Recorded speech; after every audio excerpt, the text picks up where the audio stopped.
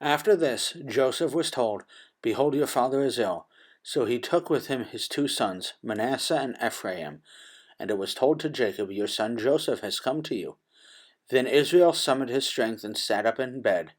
And Jacob said to Joseph, God Almighty appeared to me at Luz in the land of Canaan, and blessed me, and said to me, Behold, I will make you fruitful and multiply you, and I will make of you a company of peoples, and will give this land to your offspring after you, for an everlasting possession.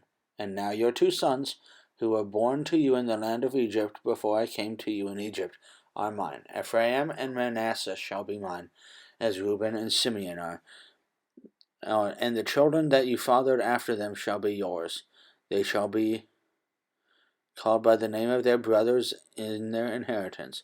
As for me, when I came from Padan to my sorrow, Rachel died in the land of Canaan on the way, when there was some distance, to go to Ephrath, and I buried her there along the way to Ephrath, that is Bethlehem. When Israel saw Joseph's sons, he said, Who are these? Joseph said to his father, They are my sons, whom God has given me here. And he said, Bring them to me, please, that I may bless them. Now the eyes of Israel were dim with age, so that he could not see. So Joseph brought them near him, and he kissed them and embraced them. And Israel said to Joseph, I never expected to see your face, and behold, God has let me see your offspring also. Then Joseph removed them from his knees, and he bowed himself with his face to the earth. And Joseph took them both, Ephraim in his right hand, and Israel in his left hand, and Manasseh in his left hand, towards Israel's right hand, and brought them near him. And Israel stretched out his right hand and laid it on the head of Ephraim, who was the younger, and his left hand on the head of Manasseh, crossing his hands, for Manasseh was the firstborn.